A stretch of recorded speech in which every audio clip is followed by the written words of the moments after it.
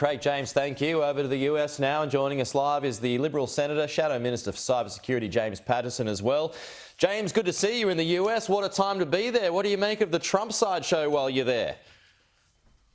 Well, Peter, I was in New York City on the weekend for some meetings, and I can confirm the city is operating completely as normal. You wouldn't know what's going on. Certainly attracting a lot of media attention, but not something I'll be commenting on as a legal process in a foreign country. Well, what we got you on is to talk about TikTok and the fact that we've spoken about this for weeks, if not months now. The government, it looks as though, according to reports, the government will ban TikTok from government devices. So what's your response to that? Well, I hope, first of all, that that's right, because we've had a couple of false starts and the media's been speculating for weeks that the government's been about to announce a ban and they haven't done so yet. So I really hope it is right. And I do welcome it, but it is very, very late. As you said, we've been talking about this issue on this program for almost a year. It was 10 months ago that TikTok admitted to me in a letter that Australian user data is accessible and has been accessed in mainland China, which of course puts it in the hands of the Chinese Communist Party under their intelligence laws. And our closest allies and friends have been acting for months. It's more than 90 days since the US banned it on their government devices. The UK, Canada, New Zealand, the European Union, France, so many others have followed suit. And I have to say, in my discussions while I'm here with members of Congress and officials in the administration and defence industry, many of them have been puzzled and wondering why Australia is so out of step and so far behind. Okay, well, the Labor Party or the government has put this on you in recent times and suggested, well, why didn't you do anything about it when you were in government?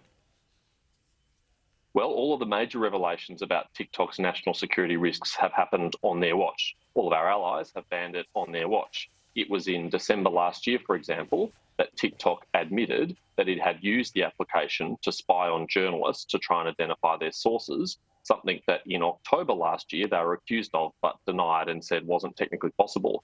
It's why I first wrote to Claire O'Neill about this in July.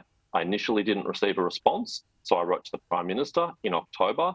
And finally now, all these months later, it looks like they're acting. But they're in government. They have to take responsibility and they need to move much more quickly. OK, so it looks as though it's going to be banned on government devices. But according to reports, James, a broader ban on the app in the private domain is not going to happen. So what are your thoughts on that? Well, it's good that it's going to be banned from government devices because it removes that espionage risk to public servants. But the data privacy and security risks and also the foreign interference risks that affect millions of Australians who use the platform are so far and yet not to be dealt with, and they have to be dealt with. Dealing with it on government devices is only a start. I'm very prepared to work with the government in a bipartisan way because this is a complex problem. And in the United States, they're having a very active debate about whether banning the app is necessary to achieve that or whether other measures can achieve that. For example, forcing ByteDance to divest its ownership of TikTok to a non-Chinese owner. Australia needs to be part of that conversation. We need to be involved in that debate, but we're not even at first base yet. OK, so politicians, they should not, in your view, they shouldn't be allowed to use it on their private phones as well? Well, I don't use it on my phone. It is a judgment of individual politicians as to what they do. Putting it on your private phone at least removes the risk that it could potentially access your other apps that are work-related, but it doesn't remove the risk that it could, for example, identify your physical location and draw inferences out about that. So there are real risks if politicians continue to use it, but it's their individual judgment. But could ByteDance, I mean, would you be supportive of that? Well, I think politicians should make their own judgments. Okay. It is a tool to communicate with their constituents. It's up to them, but I don't have it on my device and I never have. OK, but it looks as though the states are going to follow, in particular your state of Victoria. It looks like Daniel Andrews is going to fall right behind Anthony Albanese already. Your thoughts on that catching on? Well, I welcome that. That's a really good initiative. I hope every other state and territory follows. But it was actually only a few weeks ago that an official within the Department of Environment and Climate Change at the state level in Victoria issued a ban on that application on all work devices. And the Premier's office overruled it.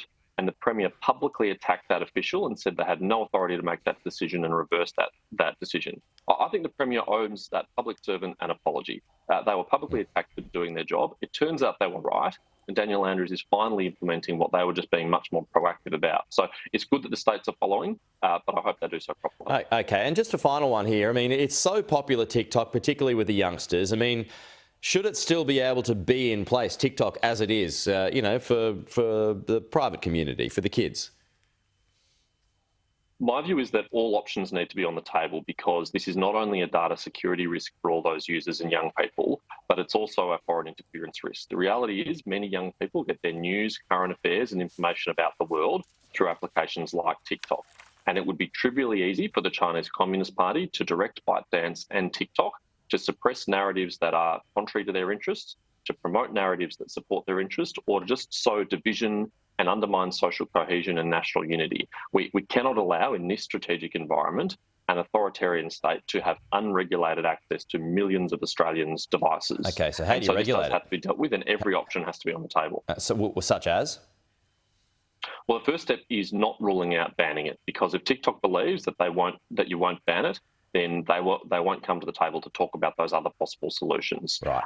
One of the solutions is a potential divestment of TikTok from ByteDance, because it is the ultimate corporate control of TikTok by ByteDance, which is the core of the problem, because ByteDance is intimately tied to the Chinese Communist Party, and all of its employees are subject to the intelligence laws of China. Yeah, and that's what the US is looking at too at the moment. James, we're out of time. Appreciate your time, though. Thanks for coming in to us there from Washington, D.C., James.